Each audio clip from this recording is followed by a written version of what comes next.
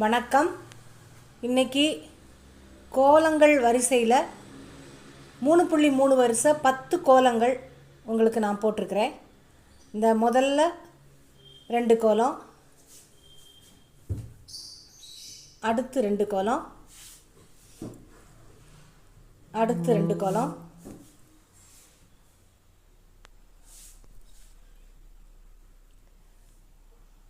அடுத்த 2 கோலம்,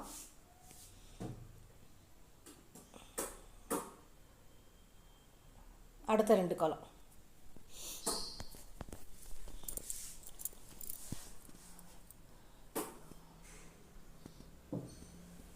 பத்து கோலங்கள் போட்டிருக்கேன்.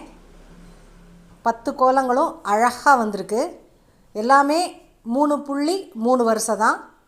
ஒவ்வொன்றும் ஒவ்வொரு விதமான வடிவங்கள். அதில் இந்த நடுவில் 4வது கோலமாக போட்டிருக்கிறது இன்னும் இந்த அடிப்படையான 3 புள்ளியிலிருந்து இன்னும் வேறு வேறு வடிவம் எப்படி வருதுன்றதை காண்பிக்கிறதுக்காகவே உங்களுக்கு நான் அதை போட்டு காட்டியிருக்கிறேன்.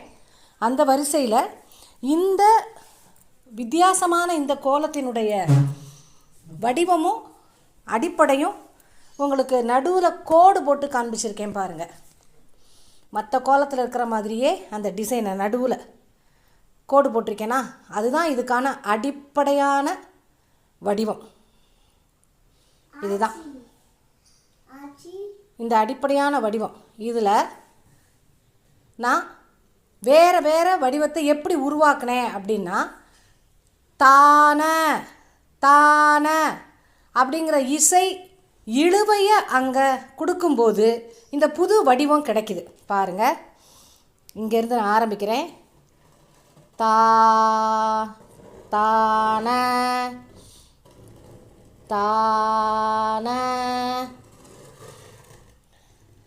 தான தான தான தான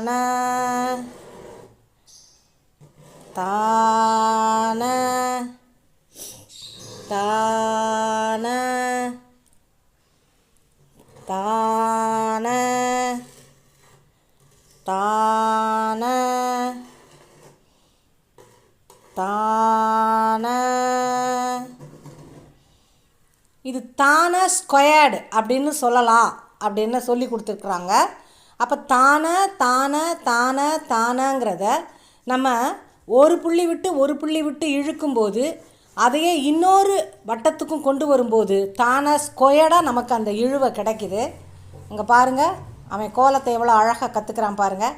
இப்போ இந்த மாதிரி உங்களுடைய கற்பனை வடிவத்துக்கு ஏற்ற மாதிரியும் ராக இழுவைக்கு ஏற்ற மாதிரியும் நீங்கள் வெவ்வேறு வடிவத்தை உருவாக்கிக்கலாம். இதுதான் இந்த கோலம். வணக்கம். இன்னும் சந்திப்போம்.